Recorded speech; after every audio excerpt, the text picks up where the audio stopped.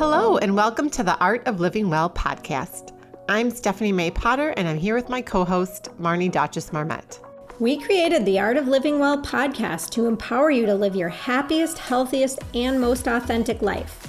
Each week, we will bring you inspiring and motivating conversations covering health and wellness topics, including fitness, mindset, food, travel, product reviews, and strategies from a variety of experts, including our own bank of knowledge.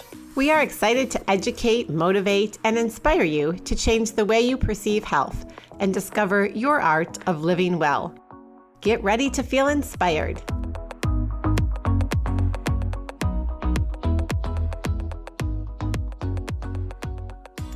Hey Stephanie, can you believe that the average mass-produced bottle of wine can contain up to 16 grams of added sugar?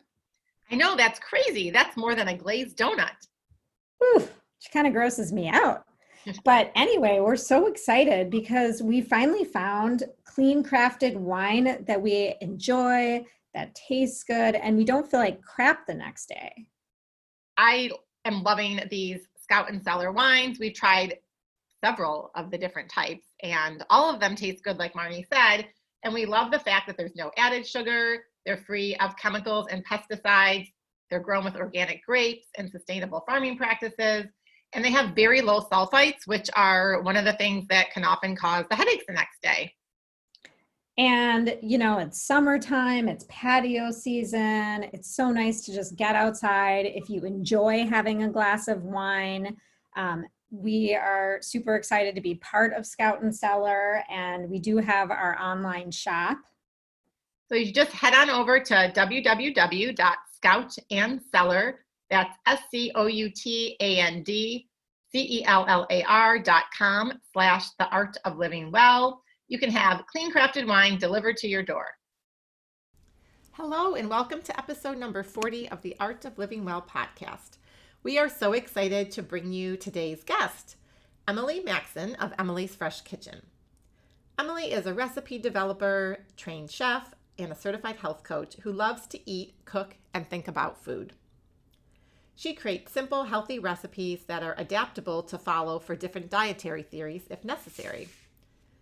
She believes that one of the greatest things we can do for our overall health is to cook our own meals, which many of us are doing more of right now, and we couldn't agree more. This can be intimidating for some, but Emily creates flavorful recipes with healthy ingredients that are simple to follow to encourage people to cook at home more. Emily is a trained chef and health coach who, in 1998, was diagnosed with Crohn's disease and had surgery to remove part of her intestines. Over the next 10 years, she struggled with digestive issues, abdominal pain, extreme fatigue, and just general malaise. She took pills, had intravenous therapy, had to give herself shots, and spent quite a bit of time in hospitals. Emily shares her personal health journey with Crohn's disease and how her curiosity, love of food, culinary background, and her faith helped her heal herself through the power of food. Her story is so inspiring for everyone, and especially those who have been frustrated by not being able to get to the root cause of their disease. She no longer takes medication or spends time in hospitals and is able to eat a normal diet again.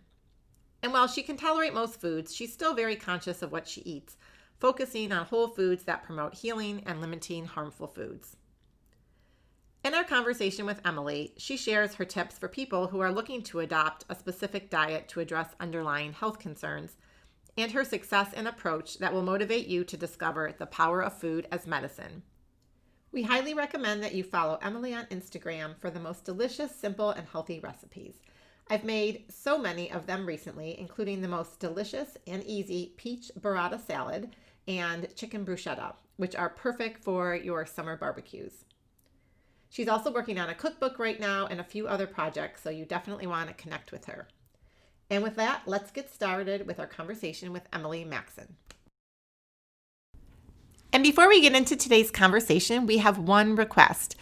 If you are enjoying these episodes, we would absolutely love for you to leave us a rating and review. You can just head on over to Apple Podcast. Doing this really helps improve the search capabilities and allows more people to find our podcast which will allow us to grow and share this information with more people. And of course, if you enjoy an episode, we would love for you to share it with anyone you think may benefit from the information. Thanks so much. Welcome, Emily. We are so happy to have you on our show today. We both met you independently at Modern Well, which is a women's co-working space that we all work out of. And we discovered that all three of us are also graduates of the Institute of Integrative Nutrition. And it's just been so fun to get to know you a little bit. I also discovered that I went to high school with your brother-in-law, and my brother went to high school with your husband. So it's such a small world. It really is. Yeah. So thank you for coming on the show today. And we'd love to get started by having you share with our listeners your background and a little bit about your personal health journey and how you ended up as a recipe developer and certified health coach. Well, first of all, thank you so much for having me on your podcast. I really enjoy both of you. And so this is great to sit down and chat with you a little bit about my story.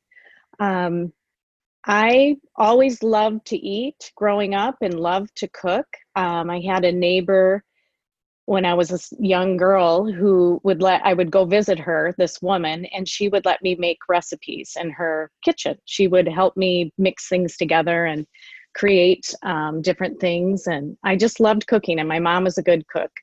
And when it came time to go to college, I thought about maybe going to culinary school, but I just pictured culinary school. If you went there, then you would be a chef and you'd work in a restaurant, late nights and long hours. And I also thought I wanted to have a family at some point. So I didn't think that was a good fit for me. So I went to a 4-year liberal arts college. And after 2 years there, I had been studying psychology thinking I wanted to be a therapist. And I realized that that wasn't the best fit for me. So I went to a career counselor. And everything on my skills and my interests all came up, culinary arts and all these things. And he said, you know, there's a lot more you can do than be a chef in a restaurant in the food world. And so I went to culinary school. And after culinary school, I went on and got a degree in food and beverage management. So I worked for a while in institutional food service and catering companies and stuff like that. That's so interesting. And I love that you were able to pivot in the middle of college versus, you know, some people waiting and doing a first career for 10 or 15 years and then deciding that they want to do something completely different. Yeah, it was great. My mom was really encouraging with that and knew of this. She's like, let's just get into it and see what you really want to do. So that was great. Oh, I love that. So can you talk a little bit more and share with our audience your health, some of your health issues? I don't want to like steal your thunder here. Yeah. And I know you've had, you know, surgery and hospital stays and all that. Yeah. So let's see. I was newly married. I was 27 or 28 years old. And I woke up one morning with severe abdominal pain, and it just kept increasing throughout the morning. I tried to subdue it and go about my day, and it just got too unbearable. And my husband was at work, so I called my mom, and she said, let's get you to the emergency room. So I went to the emergency room, and they said, well, we think you have appendicitis. They did an ultrasound and they said, we can't see your appendix, but this really seems like you have appendicitis. So we think we should do surgery and remove your appendix, do an appendectomy. So at that point, my husband was there and we just all agreed, okay, let's just do this. So I went in for surgery. And after 2 hours, my mom and my husband, and I think my dad were in the waiting room. They were like, what's going on? This was supposed to be a quick procedure. And they said, well, we'll call in to the emergency room, into the operating room and find out. And they said, we just got finished removing part of her small intestine. Now we're working on the large intestine. And my husband and my parents were like, what? I thought it was an appendectomy. So it turns out this, what was supposed to be an appendectomy, turned into a 4-hour bowel resection because they discovered my intestines were diseased. So they removed part of my small and large intestine, and then I was in the hospital for 2 weeks recovering from that surgery. And they said, well, we think you have Crohn's disease. We're waiting for the pathology report to come back. And the pathology report did reveal that I had Crohn's disease. And can you quickly explain what that is? Because I'm not sure everybody knows what Crohn's disease is. Sure. Crohn's disease is a chronic inflammatory bowel disease. So it causes inflammation in your gastrointestinal tract. And so like the symptoms of it are extreme abdominal pain, diarrhea, weight loss, anemia, fatigue.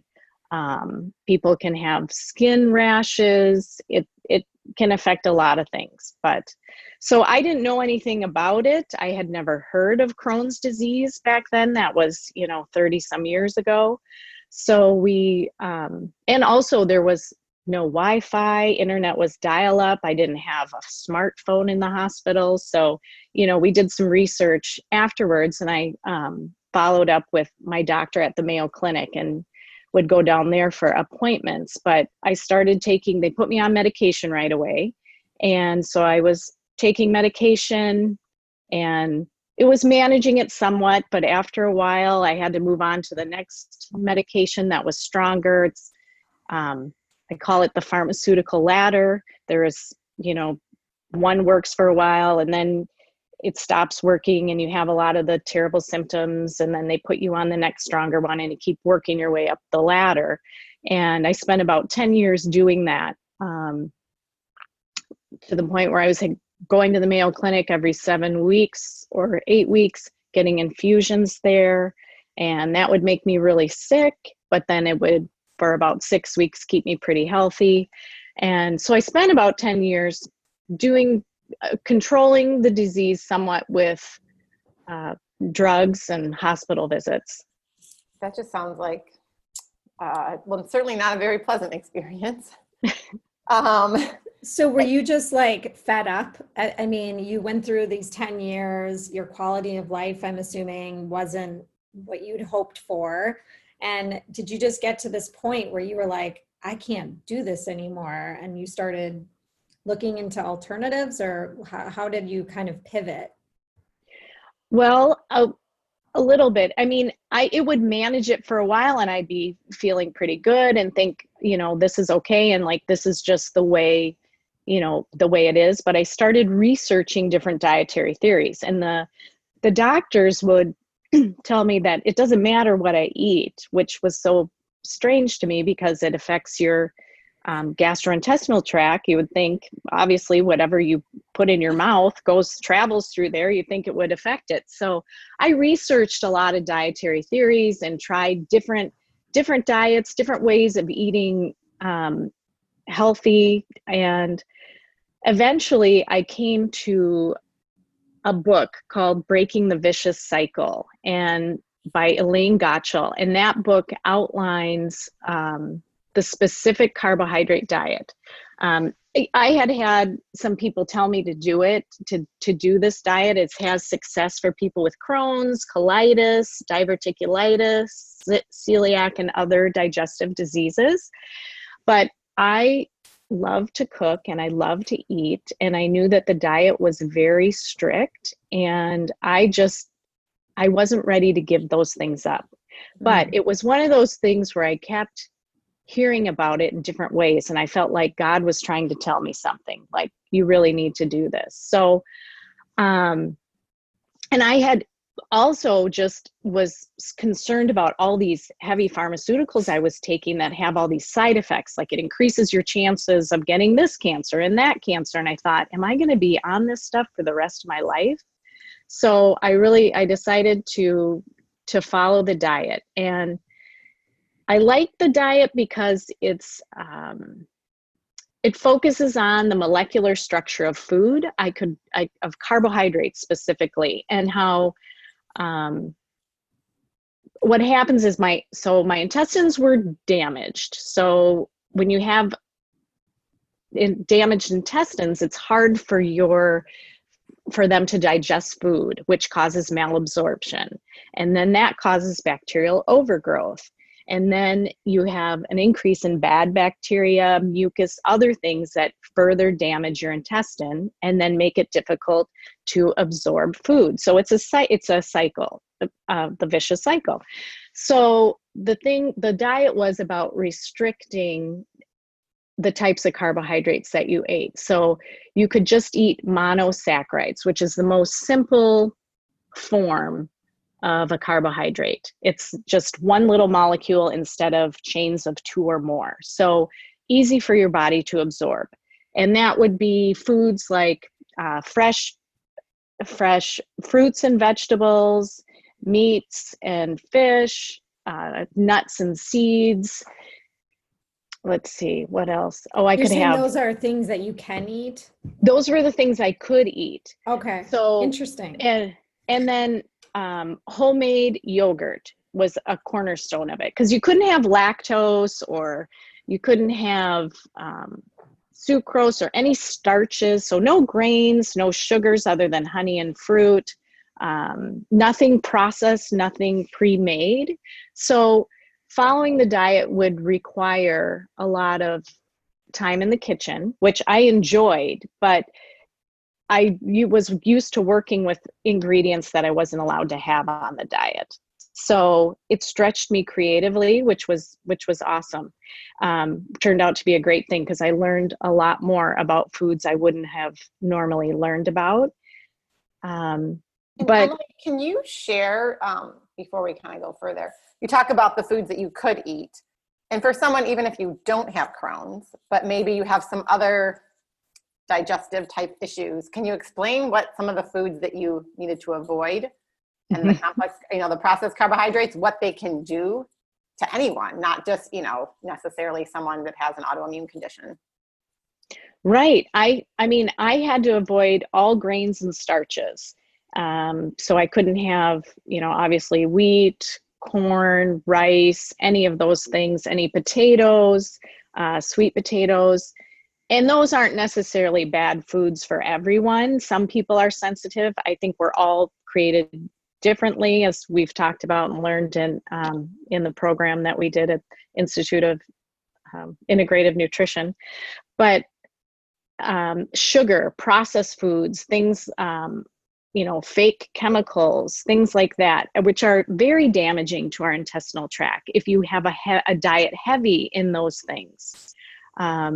So it was avoiding things that were good to be avoiding anyway, a lot of them. But the theory was you needed to do this diet for 1 to 2 years, and then your intestines would heal, and hopefully you'd be able to tolerate regular foods again, or foods that weren't allowed, you could start to add to your diet. So I did it for 3 months to make sure that I would be able to have the self-discipline and the ability to cook all that food, because I was raising 2 young girls at the time. So I was pretty busy and just wanted to make sure I could do it. And after 3 months, I was like, yeah, I can do this, and I'm feeling good. So then I went down and saw my doctor at Mayo and said, I want to go off my meds. I'm doing this diet. And he was actually pretty cool about it. He said, where you and your insurance company pay me a lot of money to tell you what I know. And that is that if you go off your medication, you have I think it was 90% chance of relapsing.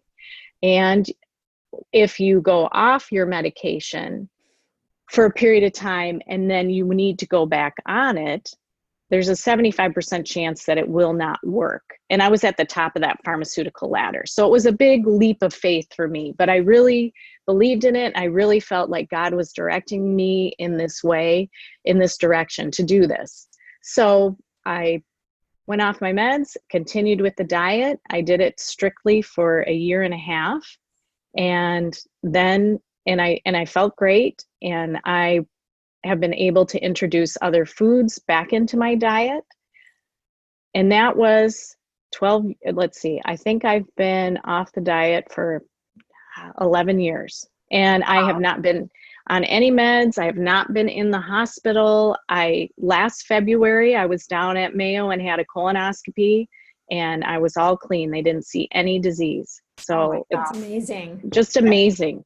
Amazing what the power of food and personalizing the food for your body can have. And I'm just curious, when you went to your last appointment, like what were your doctors, or what over the last 11 years, what have your doctors' reactions been? Are they like, wow, Emily, you're, this great science experiment for us? Or actually, yeah. I mean, when I went back, I think I was feeling good doing it. I think after I initially went off my medication, I went back maybe, I don't remember exactly, maybe 6 months later.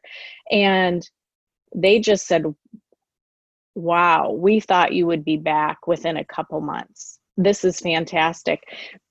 Or maybe it was at my 1 year appointment after, I should say, because they said, we thought you would be back. And now we have something that we can tell our patients who are looking for alternatives or things to supplemental to do.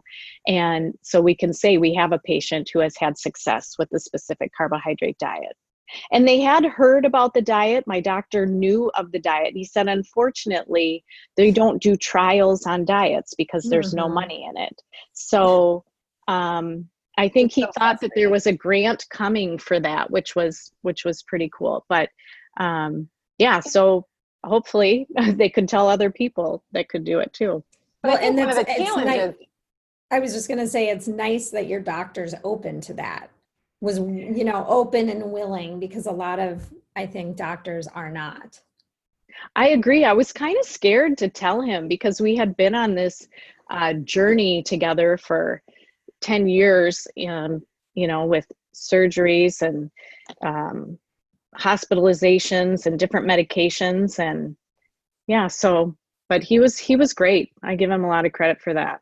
Well, and the other thing, it's hard. And you're going to tell someone you have to go on this very restrictive diet, especially for people who aren't comfortable and very proficient in the kitchen, as you are, to just eliminate these foods for 18 months or 2 years. That's the hard part. So what advice would you have for someone that needs to go on any sort of restrictive diet? Maybe not necessarily this one, but, eliminating foods and even things that you used, like mindset tools, if you will, to help you go through this process in your journey, and maybe even how that then has helped you guide you a little bit into becoming a recipe developer and a health coach? That's a great question. Well, to be honest, I went into it with a lot of prayer because I needed support to have the self-discipline to do it. And fortunately, there were a lot of resources online for different suggestions, and there were a couple cookbooks out there. And so, like you said, I did have the background in culinary arts, so it was a little bit easier for me to understand what was allowed and what wasn't, and how to manipulate those ingredients to make something different. But I just think, ask questions, look for resources, and then just try to take it one day at a time, one meal at a time, and not get so overwhelmed with the long term, like, how am I going to do this for a year or 2 years? It's so overwhelming, but just take it one day at a time. And that's kind of what I did with the 3-month trial period. I was like, if I can do this for 3 months, then I'll commit to it. If I can't, I can't.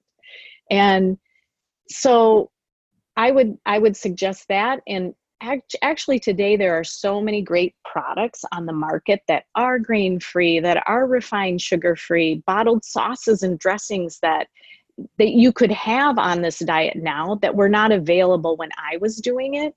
So I was making things from scratch and those types of things. And I would say keep it simple, and just keep it simple, take it one day at a time, and then just gradually add a few other things, and it will build. And, so you were really successful over the couple of years. You kind of reversed, if you will, your disease, right? What does your diet look like now, today? Has it changed at all? Yeah, it has changed. I mean, for the most part, I stick pretty clean to those guidelines, but I will still go out for pizza with my family, and I will have grains sometimes, not gluten, occasionally I'll have gluten, but not very often.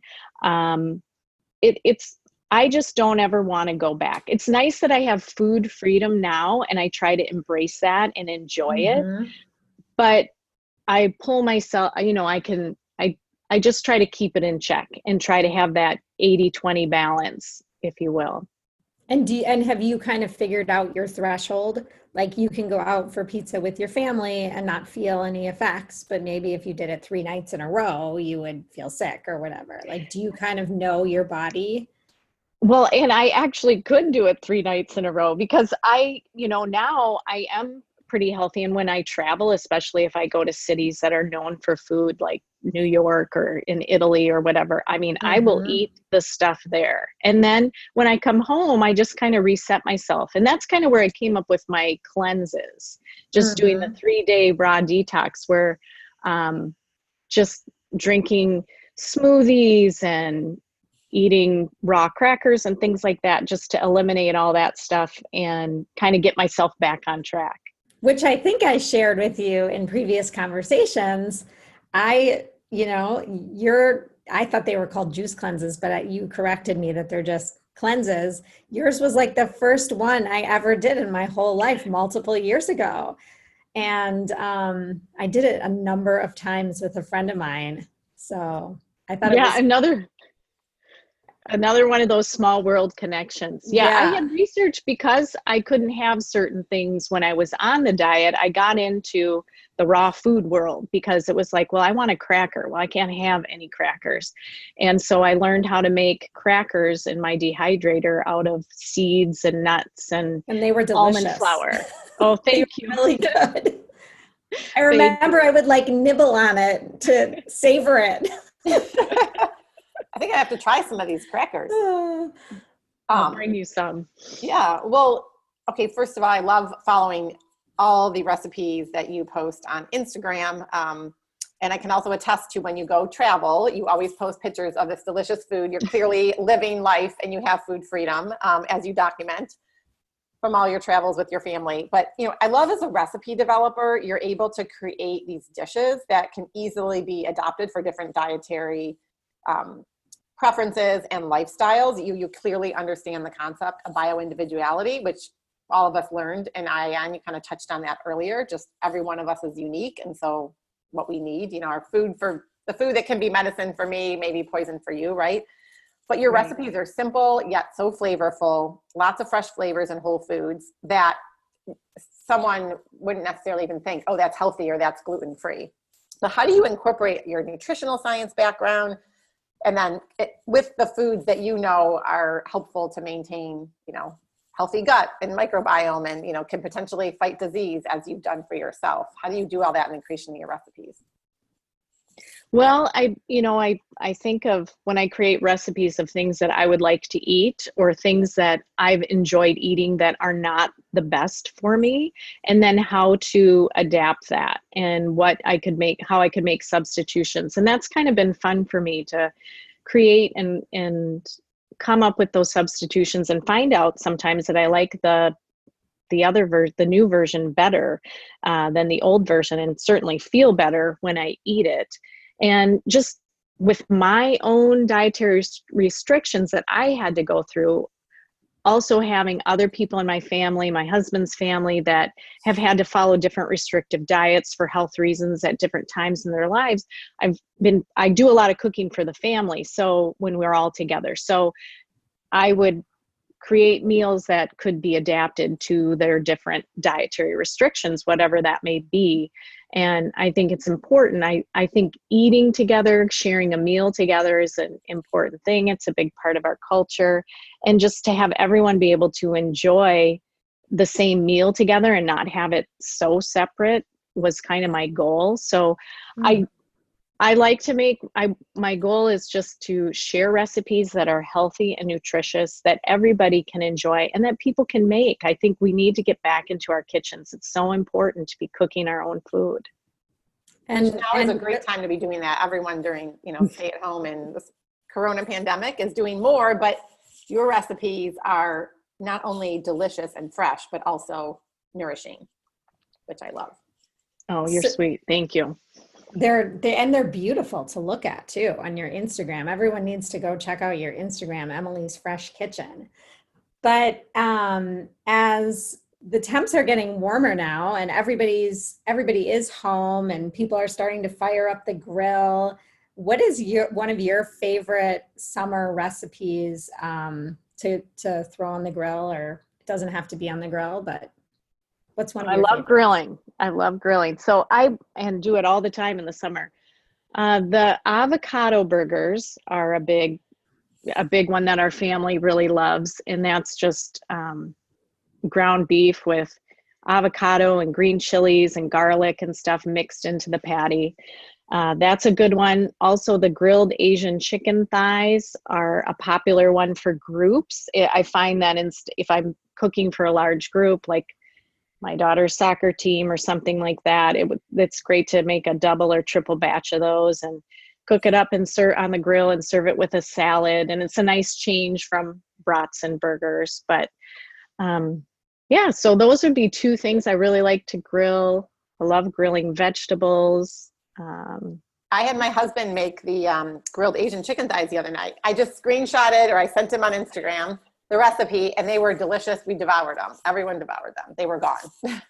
And I know you're going to be creating, or you're in the process of working on a cookbook. And I can't wait till that comes out, because I mean, of course it's easy enough to go to Instagram and search for the recipes, but I can't wait to actually just buy the book and have them all in one place. So can you tell us a little bit about that? Was it a long time dream of yours? How's the process going?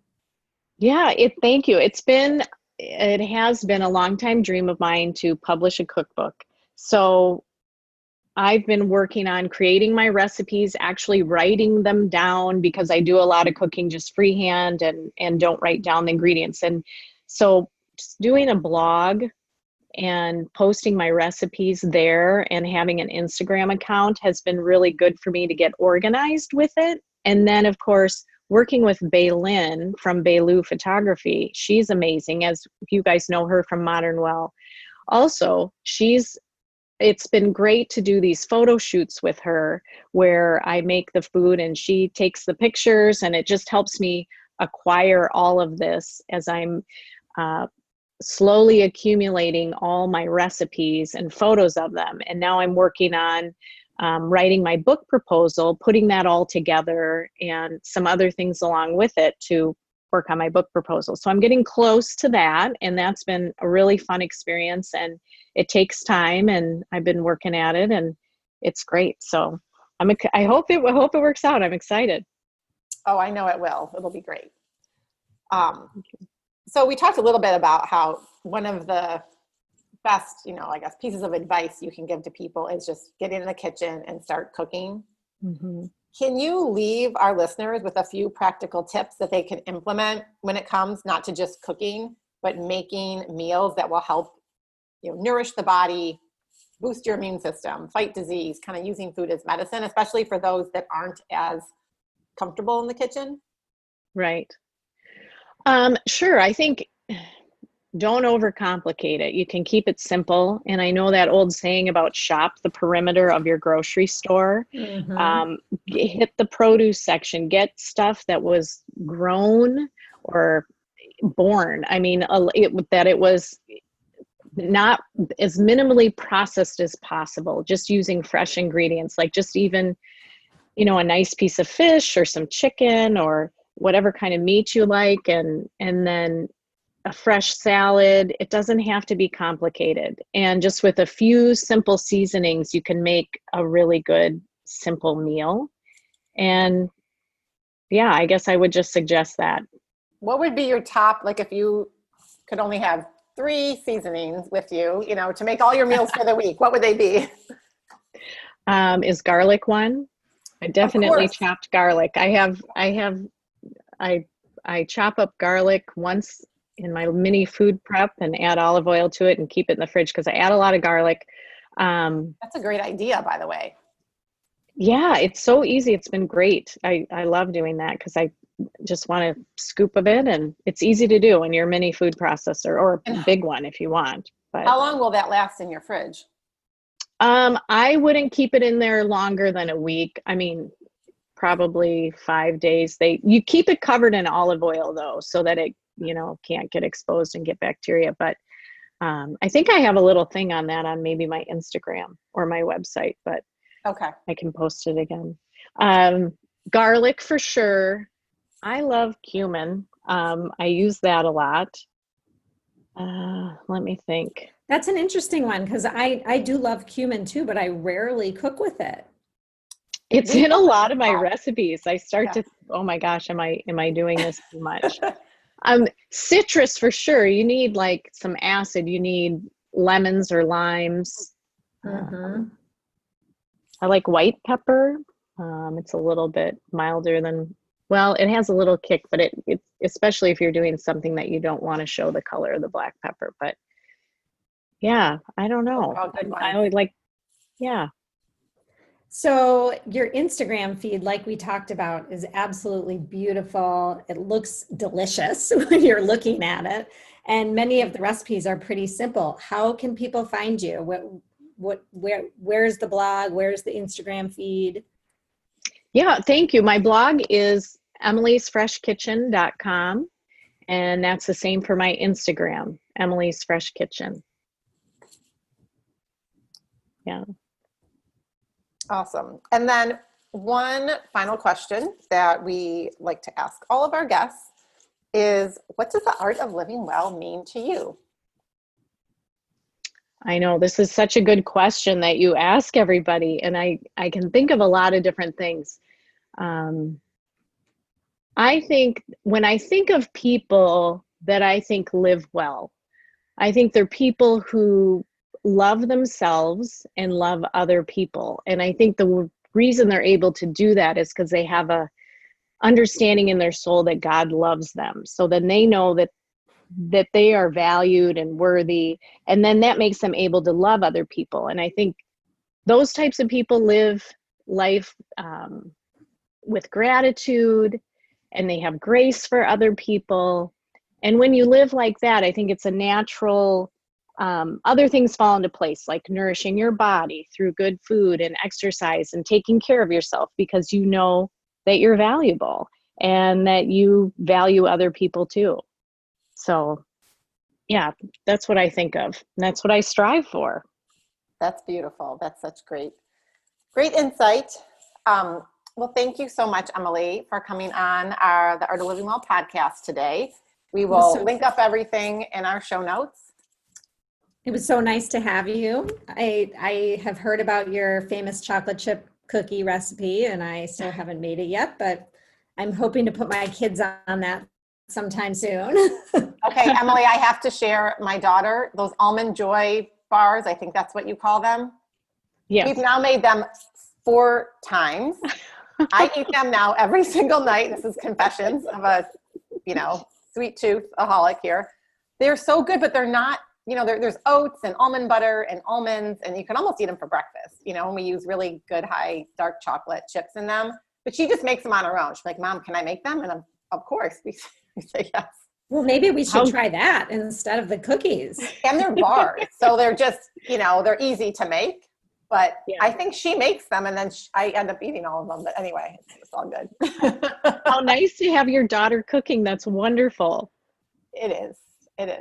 So, yeah. Well, have a wonderful day. Yes. We hope to see you. Thank you. Yeah. Thank you so much. I really appreciate this, you guys. Talk to you later. Bye, Emily. Bye-bye. We are so excited that we created these fabulous new products for our listeners to support our podcast. Yeah, we have 2 new recipe books, and one is curated for families. So there's lots of family-friendly recipes that both kids and adults will love. I've made these recipes for my family, and everyone enjoys them. And then we have a second recipe book for those that want plant-based foods, and maybe you're already eating vegan, or maybe you're just trying to incorporate more vegetables and plants into your diet.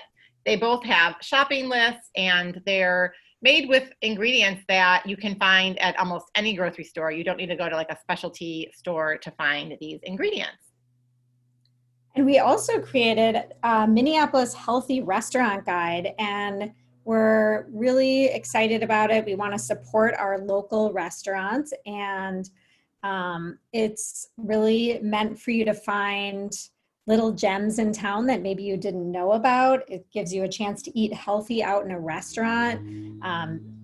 The food is delicious at these places.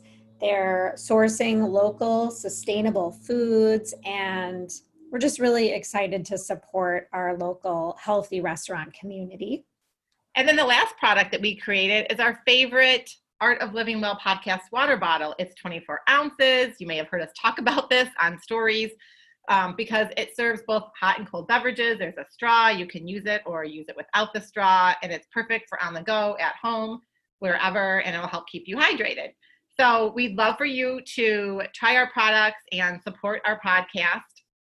As our listeners, you can head on over to our website, which is www.theartoflivingwell.us/products, and order yours today. Maybe even give one as a gift.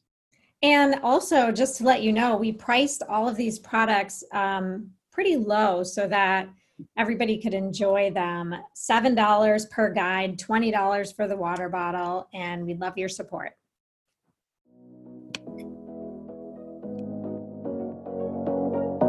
Thank you so much for listening to the Art of Living Well podcast. We are so grateful that you joined us today. If you enjoyed this episode, please share it with a friend or anyone else you think may benefit from this information.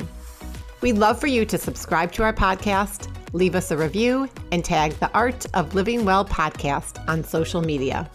If you want more inspiration in between episodes, you can find us on social media at theartofliving_well on Instagram and Facebook, where we will share snippets from our daily lives and our journey to living well.